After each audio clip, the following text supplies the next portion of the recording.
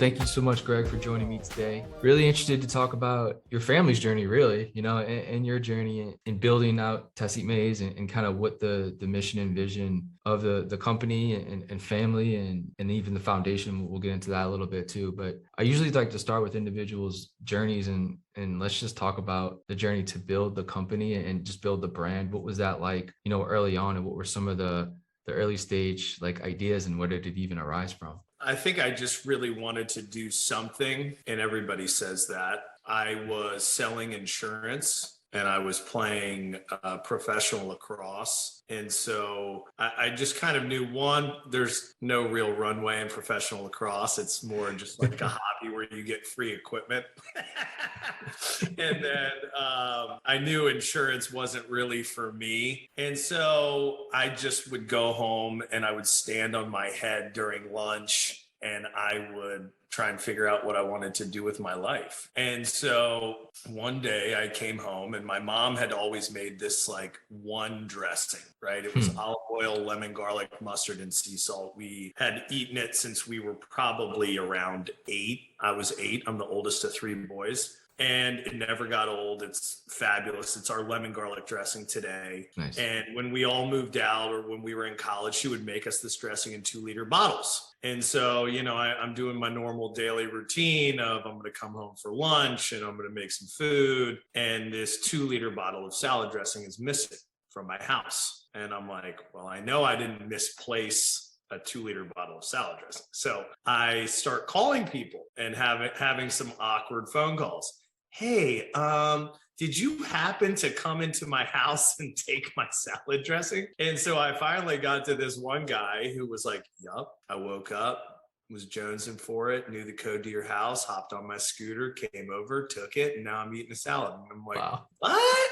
And so I just had this kind of like bizarre moment of I'm going to start a salad dressing company. This is what I'm going to do. This has never gotten old. No one can make it. My mom had given the recipe to a couple people. They couldn't do it properly. Everybody requested it, right? My brothers and I all played sports in high school, and then we played lacrosse in college. That was what our teammates were requesting for the tailgates.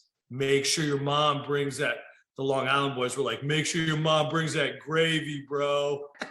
And so we're like, okay. And so there was like all of these moments of it's timeless, it's clean, it's delicious, it goes on anything. But then I had the normal assumption that everybody does when they're trying to come up with a new idea. I'm like, this must exist. I just don't know about it. So I drove to Whole Foods and I'm like, if anybody's going to have it, they are. Clean dressing without thickening agents and citric acid and natural flavors and, all the weird stuff. It didn't exist in 2009. And I'm like, this is impossible. So I drove to Safeway, exists.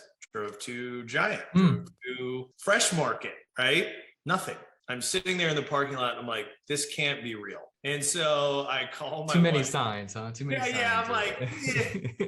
So I call my wife and I'm like, I'm going to quit my job and I'm going to start a salad dressing company. And she's like, that's the greatest idea I've ever heard. Yeah, that's like, what are you talking? Which was another interesting omen, if you will. And so then I called my mom and I'm like, hey, I'm going to bottle your salad dressing and I'm going to start a salad dressing company. She's like, that's never going to work.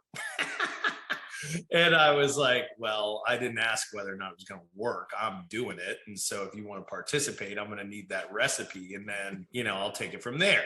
And so I just started cold calling the local Annapolis Whole Foods and finally got in touch with, I got in touch with a lot of people. They all said no. I didn't care. I just kept calling. And then I got in touch with a guy who said, yeah, I'll try it. So I called my mom and I said, I need the greatest batch of salad dressing ever made. I have a meeting with Whole Foods. She's like, what are you going to put it in? We're not a company. We don't have a bottle.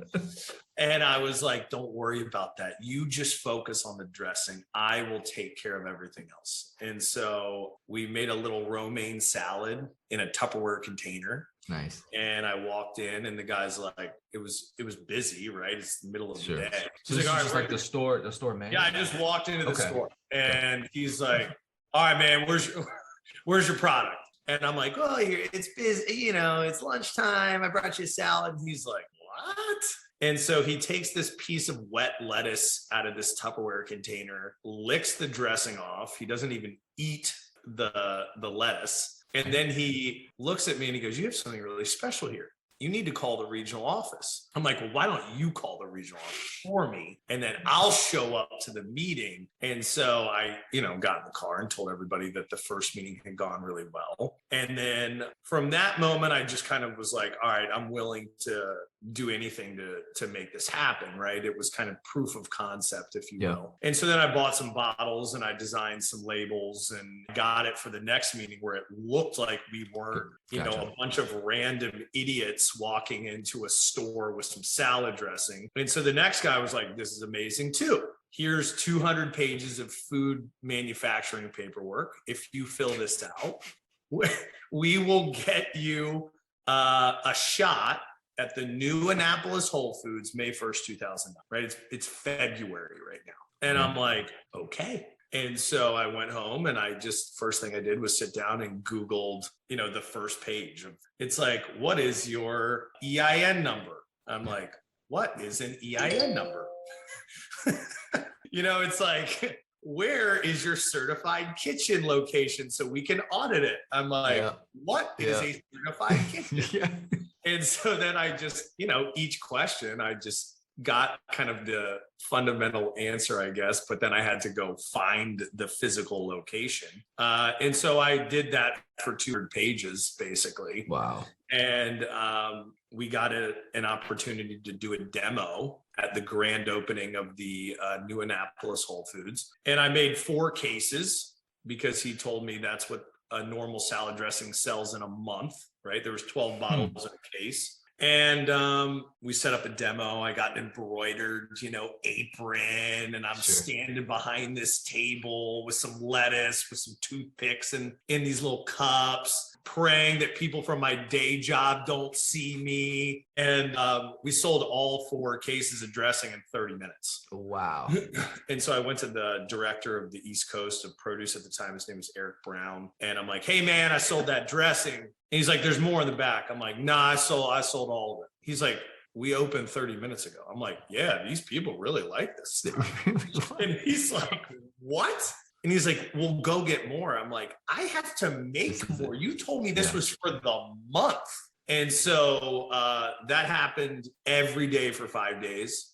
We set a national sales record for Whole Foods. We ended up selling like 650 bottles of one dressing in one store. Wow. And then that just, we took that momentum and just figured it out and just doubled down the whole way. We're 13 years in now, but that was kind of the initial idea to showing up for the demo. I mean, there's about 1,000 stories in between that are absolutely ridiculous, but I mean, there's so much there, and we don't have 3 hours, so I wish we did. As you look at like food, right? And you said you kind of, you just told your mom, it's like, "Hey, I'm going to do this," right? Because there was no this type of salad dressing in the market that you saw at the moment. Did you kind of know about, I guess, food, right? Like in general, like, did you know like, hey, this is clean food versus this is not so clean, right? Like there's these different, we'll get into sort of the line that you have now with sort of all the condiments, right? Like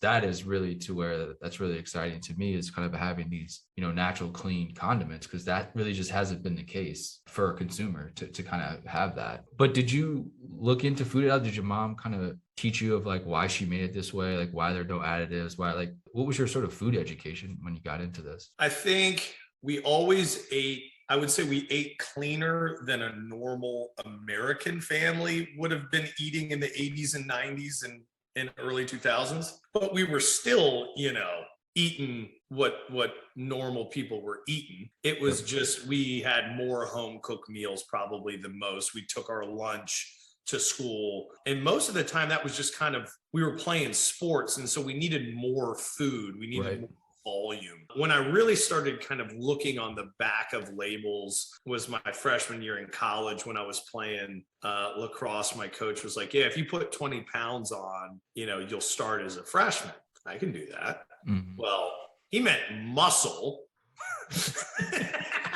I'll happily put on 20 pounds. Yeah, wait. yeah, let's go. And so I showed up for Christmas break, and my mom was like, "Who are you?" I hadn't gotten a haircut in a semester. I'm 20 pounds of like pancakes and beer, and I'm just swollen. I look like somebody hooked me up to a freaking air compressor. And I was like, well, I got to turn this 20 pounds into muscle quick. And so I started, reading about protein and processed foods. And so that really began the journey. And it was interesting because I was the only guy on my team doing it at that time, right? So this is 2005, 2006. Everybody else is having breakfast of like cream chip beef over biscuits and cinnamon rolls.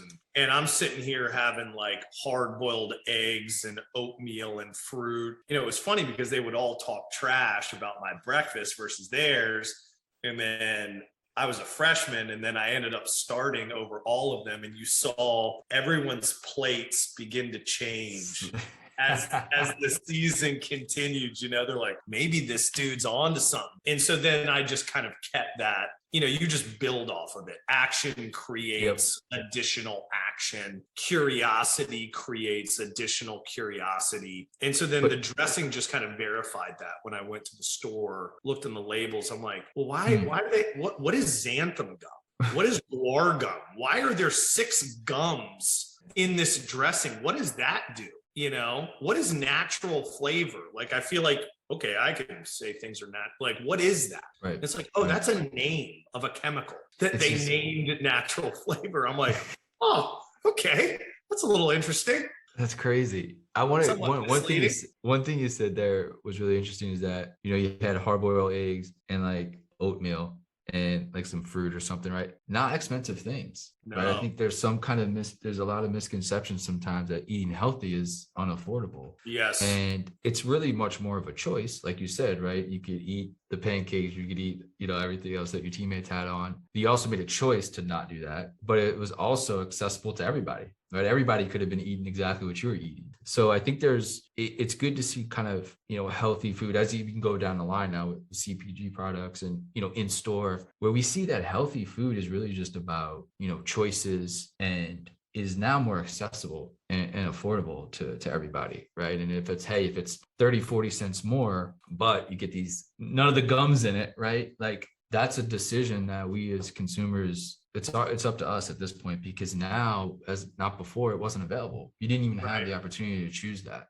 Choose that salad dressing or this type of ketchup, right? But now that we do, it just feels better as a consumer knowing that I have the option to do that, make that decision. And it's like nobody else's fault but mine, the way I eat, which is, it's a good feeling to have. But I want to talk about the kind of expansion after the salad dressing, because, like, as we said, ketchup, mustard, there's all these things that even when you're cooking, you have right at your disposal that you're pulling out of a cupboard, a cabinet, and stuff like that. But when do you look at the label, right, and what's actually in it? I guess talk us through the decision of kind of expanding, right, and say, hey, the salad dressing's working. Let's look at ketchup, right? I'm not sure what the first one was, but I guess take us through the idea of, hey, let's expand into different product lines. Let's make clean food accessible and easy for the kitchen, right? It was really tied to our kids. I have 4 kids now.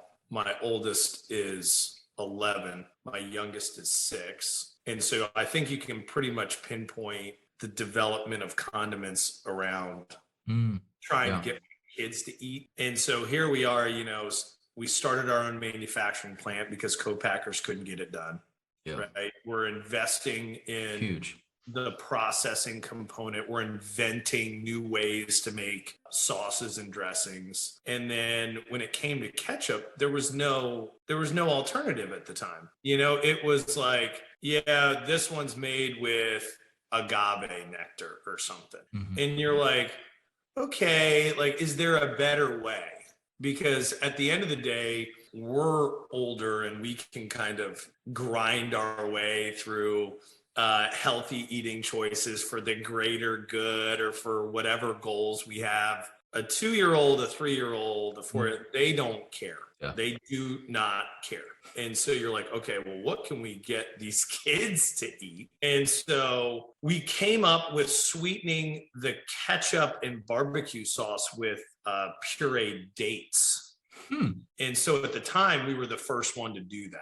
And so everybody has since basically copied that as a sweetener. But it was a great way for us to live into our kind of brand and value system for clean food, but still make something that tasted good. Now, our ketchup in the beginning wasn't for everybody, right? Because people think Heinz 57, period, end of story. And so when you come to the table with an organic ketchup sweetened with dates, they're like, yo, what is going on here? Now, it was good. We have changed the formula a couple times since then, you know, to try and reach more people. But at the end of the day, what we wanted to do is we wanted to provide a positive alternative to just, they're products that you just can't trust at the end of the day. I think if you really boil all of this stuff down, the claims are just, everybody's got some healthy claim or some, you know, clean claim. And at the end of the day, you look on the back and there's a couple things that aren't so. And so then you start thinking, well, is this all just made up? And so our whole thing was like, we want people to be proud of the food that they're eating and the decisions that they're making. And that starts all the way back at the decision to start our own manufacturing plant, the decision to do all of our own R&D to kind of push the envelope on what was possible for, I don't want to say food science, but when we initially had our process for clean salad dressing, you know, our food scientists were like, this is impossible. This will never work. You need to have all these crazy, you know, chemical kill steps. And we're like, well, can't we just do it like this? And they're like, I guess you could. I guess you could do it like that. And just nobody takes the time to do that. So that's really the condiment story. It was tied to kids. And then we just love condiments in general. I mean, who doesn't love barbecue sauce? Who doesn't love ketchup? Who doesn't love buffalo sauce? I mean, it's just like, it's all about good flavor at the end of the day. You can be as healthy as you want. It has to taste good. You mentioned, manufacturing, right? And kind of cutting out all the things you kind of don't have control of, right? When you kind of go to the co-packers or go to supplier manufacturers, are like, like you said, can you do this? Can you do that? Can't do that. It's like, all right, let's just do our own thing because then we don't have all these no's in our way. I guess talk us through that process, because I mean that's equally as like crazy to go to whether it's investors or, you know, co-owners, founders, and say, hey, let's just start our own manufacturing facility, right? Like I'm sure you got some crazy looks when you said that. Well, everyone said we were complete idiots.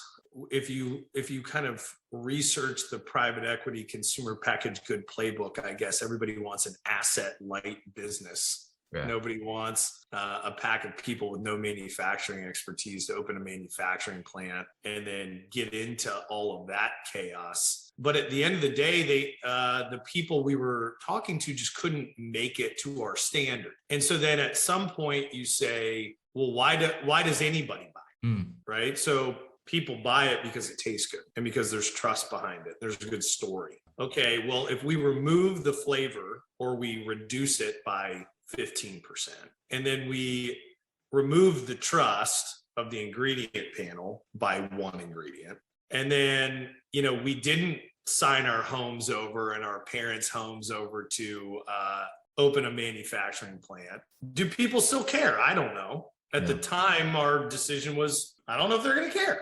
And my mom has only given me one piece of business advice. She's not business oriented, and she just goes, Greg, do you remember Schlitz beer? And I go, no, I don't. I'm too young for Schlitz beer, but I do know the name. Yeah. She goes, that was the most popular beer when I was in high school. I'm like, okay, that's cool. She's like, they changed the recipe and it stopped tasting good and no one bought it ever again. Don't do that. And I'm like, that's actually phenomenal advice. And we have kind of lived into that quality promise to our consumers come hell or high water, really. I mean, now we have 3 different kind of manufacturing plants with that same methodology behind it, where it's like, if you lose the quality, if you lose the flavor, if you lose the trust, you're just like everybody else. Yeah, right. And so then what's the point of all of this risk and stress?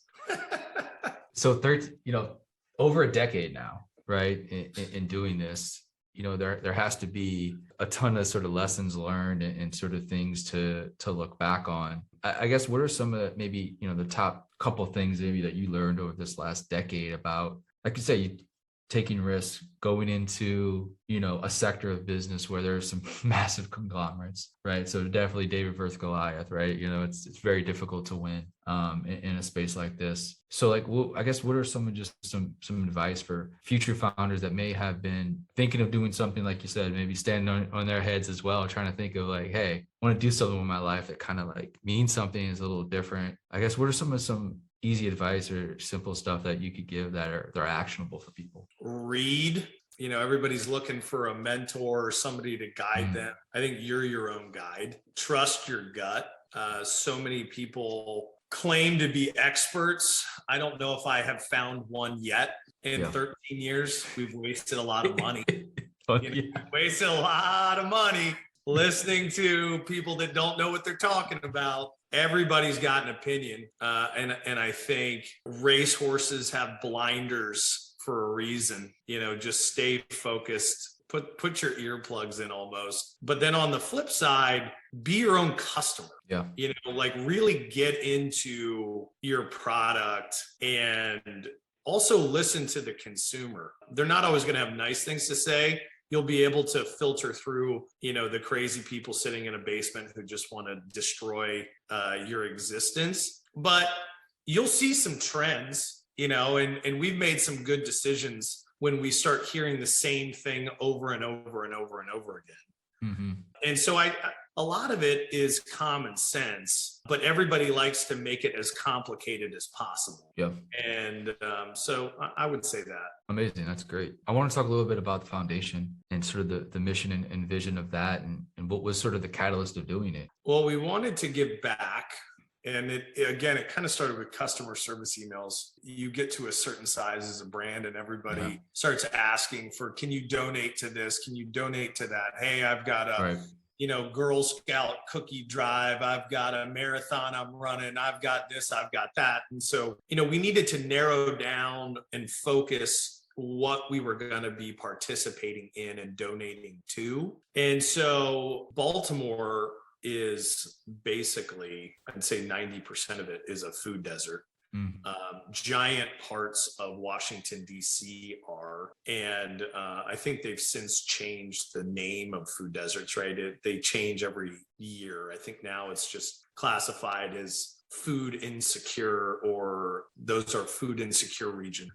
But at the end of the day, nobody solves the problem. Right. Yep. It's 2022 and they exist every day. Yep. So instead of spending our time and attention on things that don't matter, why don't we go in and try and solve the problem? And so again, we started talking to consultants and lobbyists and this and that, experts and whatever. And they're experts at changing the name, not solving the problem. And everyone, I don't know. You guys are this, you guys are that. They're not going to want people coming in. And we're like, well, what if we just start doing stuff? Yeah. Right. Creating just action to create action, to see what happens. And so that just became the purpose of the foundation, which was to eliminate food deserts and to provide kind of education and support around kind of the nutritional, whatever you want to call it in our country, right? Whether it's lack of food or obesity or lack of awareness. Nutrition pandemic is what it is, right? That is very true. It is a nutrition pandemic. And the excuses for the nutrition pandemic are limitless. Mm-hmm. I mean, you said it earlier about oatmeal and hard-boiled eggs. I mean, that is as cheap as it gets for the most part. But we like to make things more complicated than they need to be, right? And we like to confuse people, right? Because I think the other piece is the diet insanity of what is health. Oh, well, you got to be a vegan, or you got to be Whole 30, or you got to be carnivore code, or you got to be biodynamic, or you got to be organic, or you got to be gluten free. No, now you need to just consume gluten. Make sure you're taking gluten droplets every morning. And you're like, what are we talking about? And so at the end of the day, it's just kind of this, going back to almost the Tessemae story, it's just this common sense approach of get rid of all of the additives and craziness, right? Look at your food. Can you read the ingredient panel? Does it make sense to you? And then just kind of start there. So when you talk about the issue, right? How do you look at the foundation as, like you said, let's take action, right? I guess is it programs you guys develop? Is it working with nonprofits that already exist, right, in the community? And then, they have sort of the foundation stuff built out, and it's really just adding a pipeline of a product for them or advice, whatever it may be that to help them even more. Like, what is some of the action that I guess the foundation has taken, and what have you seen from it? Yeah, it was a mix of things. The beginning, we called it crop circles. And we were going into these kind of food desert areas and then partnering with all of the nonprofits that were there, but were real small, that didn't have a platform to bring everybody together. Right. And so we would go in and have these massive events and just invite all of the different community organizations there while we handed out, bags of fresh produce to everybody. There were cooking demonstrations. We brought back chefs that had made it out of that area, that had really kind of like made it on the national cooking scene. They came back. We brought music and DJs, and we kind of made it like this almost like clean eating produce, food festival.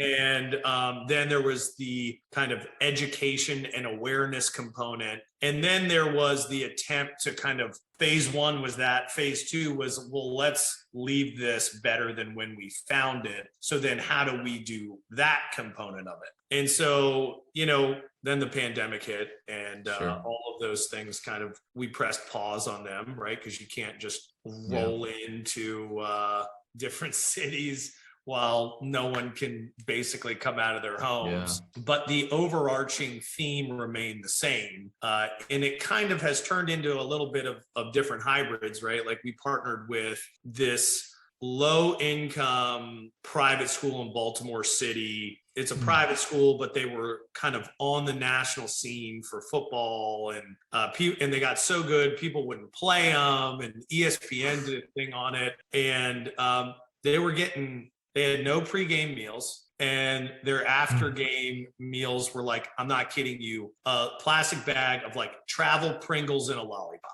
And so we're like, well, we're down the street, so we'll donate all the meals, nutrition, advice, meal plans, pregame meals. Yeah. And so that kind of, when I talk about a hybrid, that kind of fell into the same type of methodology of what we wanted the Tessemae's Foundation to be, which was, our tagline is simplify food to amplify life. And that was a great example of that, right? You had a bunch of these like amazing athletes that were accomplishing amazing things without fuel, really. Right. And so then you're like, well, what happens with fuel? Do they get better? Do they learn? Do we change a couple people's lives, and then, it becomes a 6 degrees of separation thing where it starts multiplying? But that was the thought process behind supporting St. Francis. That's a really, I love that idea, right? But it's just something that you don't really think about, right? But I guess, being like an athlete too, right? Like, you've kind of dealt with, whether it's a pregame meal or postgame meal, like there's these things that you have to, where you have food throughout the day. But as an athlete, your body does tend to need, more nutrients, more fuel to even, recover from itself, right? And that's a really interesting way to look at it. Do you think that you have the ability to kind of expand on that in further schools, or I mean, not, nationwide, but like just locally? Like, there's such a need for that, like at a certain amount of scale. Well, I think the key now is just finding a rhythm of normalcy in the world, which it looks like we're starting to get. Yeah. And so once we figure out, okay, what can we do? Where can we go with it? What's the normal cadence and rhythm of business so that we can then allocate our time accordingly? Because then the other resource with the foundation became time, right? Mm-hmm. For the past however long, 2 years, right? It's just been a question mark every day you wake up. Right. What fire do I need to put out today? Yeah. Right. And right now we're dealing with like a massive trucking issue, and raw materials are drastically going up in price. And so again, once we can kind of find a little bit of normalcy, then we're going to kind of go back and go, all right, crop circles at these events, let's expand on the school situation, et cetera, et cetera. But there's a lot to be done, obviously. Sticking with school for 1 second, then we'll end on the last question. Is it, look, just as difficult it is to get into big stores, right? And really scale that business. Schools have always been, to me, a great opportunity to introduce healthy food, but it seems like the worst food goes to our kids, right? In schools, right? Have you had a conversation with the school board, or I guess local nonprofits? I guess, what is it like to get, healthy products into, school cafeterias? It right? is hard. Yeah. It is probably the most frustrating, because what you want to do is you want to take it to the public schools. Yeah, for sure. Right. Private schools, there's healthy options and people are donating, they have, an Italian restaurant day. We're going to have hoagies brought in, and hooray for Wednesday hoagies. But like the public schools, I went to public school. It is the most disgusting food imaginable. Right. And when you go and have conversations about fixing it, it's like, no, we're good. And so you understand, if you want to bang your head against the wall, go present clean, normal food options to a county public school food decision board. It is, Dynamite television. I went a couple of years ago because we're like, clean salad dressing and condiments in schools. This is going to be huge. It's easy sell, right? This is so easy. And we went, and obviously it just came down to price. I don't care what's in it. And I was sitting next to another table, and it looked like they had calzones, right? Like breaded calzones. And I'm kind of looking at them like, those are weird calzones that they're presenting for these kids. And so the team that's making the decision walks up, and it was like genetically modified chicken slop that was like poured out in a shape of somewhat of a chicken breast. And they're like, and with this new, chicken breast 3000, we've increased the amount of, additives to drop your price by 15 cents. And everyone's like, oh yeah. And they cut it open, and it was just like, there was nothing about it that was chicken. And that is what you're going against. So we're here talking about, oh yes, expeller pressed, organic, first pressed sunflower oil from, the Spain region as a biodynamic cover crop is the base of our oil. And they're like, and this slop over here is in the shape of a chicken breast. And you're just like, whoa, I don't know if we're going to be well received here. Yeah. And they just, it's infuriating, to be honest with you. You should have went in with the tagline, not poison. Right. So what are you guys presenting today? Not poison. Not poison. We have not poison here. So is it almost like a Shark Tank thing? Like you're pitching with other companies to get this contract? We had like a food show type thing. Oh, okay. I got you. Okay. But again, it was like, well, what's the price? And when it comes down well, this is it. They're like, well, we're paying 1 cent for a gallon. And you're like, huh, ours is not that. Ours is way, way more. Well, I usually like to end on the last question, just being a little bit about the future. And I know, like you said, it's been, hurdle after hurdle the last couple of years, but, as things settle down, maybe, some normalcy comes. What's sort of the vision and, really success for the next, let's say 3 to 5 years? I guess, what does success look like to you, right? Everybody kind of defines it a bit differently. But when you chat with the team, or you're just standing on your head, marinating in thoughts of what you want to do going forward, like what are some of the things you think about as far as like success, and what the vision now for the next decade might be? Yeah, I think it's just expansion of the product line, right? So the first is availability for consumers. Yeah. So if you read an article about Tessemae or you listen to a podcast or whatever, you should be able to walk into a store and then Yep. see it and live into that. So I think we've done a very good job of getting into the right stores. There's still more stores to get into for sure.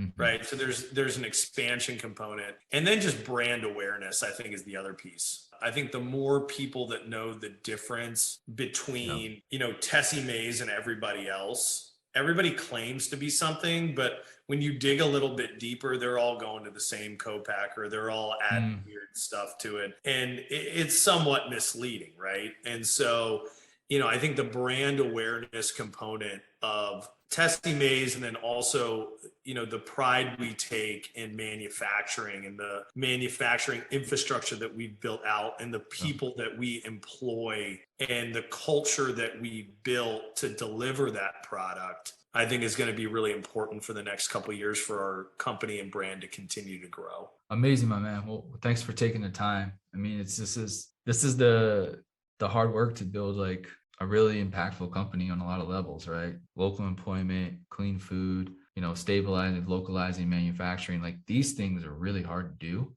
Yes. right? But like they really, really matter. And a lot of the things that, we want to change comes down to just consumer habits, man. At the end of the day, Yep. we as consumers have immense power, and my job is to kind of help people discover, different ways and better options to spend money, right? And look at how that's used, because it is immensely important for us to solve, whether it's hunger, whether it's education, poverty, health, whatever it may be, right? It really comes down, a lot of it, to our consumer dollars. It's where we can play a huge role. And then obviously policy and everything else, that's a different thing that a lot of us, we just don't have the ability to really play in that world and really affect it. Like you said, going back to the school example, right? Like it's so difficult to get healthy food in our schools. Like that shouldn't be difficult to do. So again, man, just thanks for keeping with the vision, right? And believing in yourself and the vision. And thanks for all the inspiring words and stuff, man. Keep up the great work, and best of luck for the next decade. Thanks for having me.